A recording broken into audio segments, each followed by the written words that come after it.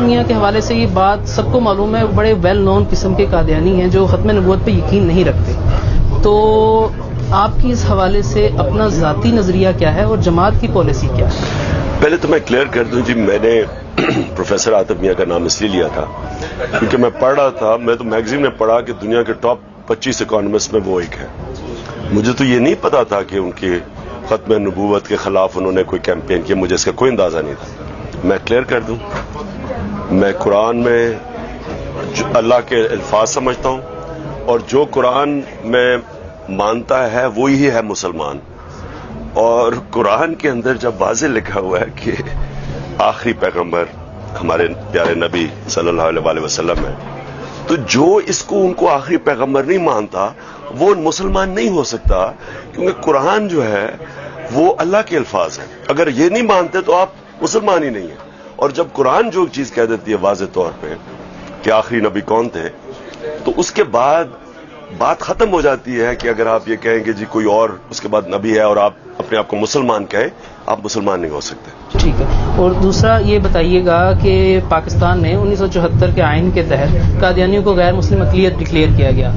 آپ کی جماعت اگر اقتدار میں آتی ہے تو کیا اس شک کو ایسے ہی رہنے دیا جائے گا یا اس کو تبدیل کرنے کا کوئی ارادہ ہے؟ یہ سوال اس وجہ سے پیدا ہوتا ہے کہ مختلف اوقات میں سوشل میڈیا پر آپ کے حوالے سے ایسے کلپ چلائے گئے ہیں، کچھ ریکارڈنگ چلائی گئی ہیں کہ عمران خان صاحب ہو سکتا ہے اقتدار میں آ کر ان لوگوں کو مسلمان ڈکلیئر کرنا چاہتے ہیں، یا کچھ ان کا اس طرف ذہن ہے عالمی برادری یہ چاہتی ہے تو کیونکہ عمران خان صاحب بھی یہ کریں. لیکن پہلے ایک چیز کلیئر کر لیں، عمران خان نہ کسی عالمی برادری کا غلام ہے، نہ وہ اس کو اتنا شوق ہے پرائم منسٹر بننے کا کہ وہ اپنے ایمان کے اوپر کوئی کمپرومائز کر سکتا ہے. میں بلکہ ایمان کی وجہ سے ہی آیا ہوں سیاست میں، نہیں تو مجھے اللہ نے کسی چیز کی کمی نہیں دی، مجھے آنے کی ضرورت نہیں تھی. میرا ایمان کہتا ہے کہ ظلم اور ناانصافی کے خلاف آواز بلند کرو، اور وہ صرف آپ سیاست میں آ کے کر سکتے ہیں، کیونکہ یہاں ظالم ہے، چوری کرتے ہیں پیسہ، غریب کر رہے ہیں، لوگوں کو انسانوں کی طرح رکھا نہیں جاتا، جانوروں کی طرح رکھا جاتا ہے. اور جو ہمارے تصور میں کہ نبی صلی اللہ علیہ وسلم کے اس دنیا کے جانے کے بعد جس طرح کا وہ جو مدینہ کی ریاست بنائی گئی تھی، سارے مسلمان اس کو سمجھتے ہیں کہ وہ ایک صحیح اسلامی ریاست تھی، اور ہم اس کے اوپر پاکستان کو ماڈل کرنا چاہتے ہیں. اب یہ کہنا کہ ہم آ کے تو یہ چینج کر دیں گے، کوئی قانون چینج کر دیں گے، بالکل غلط بات ہے یہ. ہاں، ہم یہ چاہتے ہیں کہ سارے انسان، رب العالمین ہے، سب انسانوں کا خدا ہے، قانون کے سامنے سب ایک برابر ہو. اور یہ مدینہ کی ریاست میں تھا کہ سب کے حقوق تھے، عیسائیوں کے حقوق تھے، یہودیوں کے حقوق تھے، سب کے.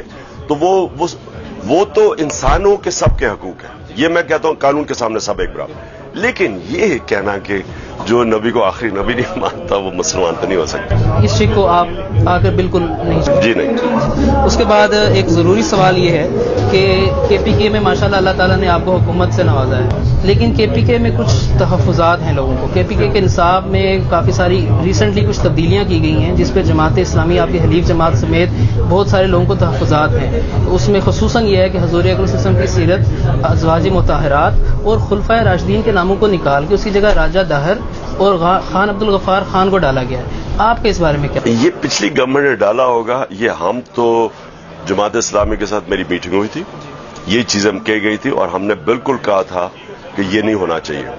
میں کلیئر ہوں اس چیز کے اوپر. میں نے دیکھا نہیں، مجھے نہیں پتا کہ یہ کوئی لیکن مجھے اتنا پتا کہ جماعت اسلامی اور ہم ایک ہی پیج پہ تھے اس کے اوپر.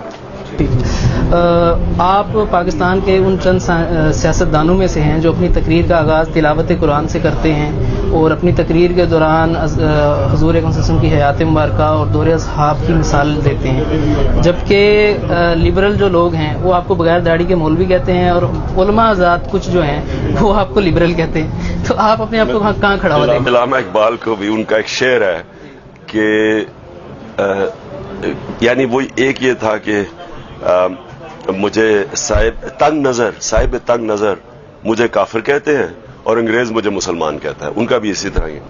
تو یہ بالکل ٹھیک کہہ رہے ہیں آپ کہ ایک طرف سے مجھے کہتا ہے، کوئی کہتا ہے یہودی لابی ہے،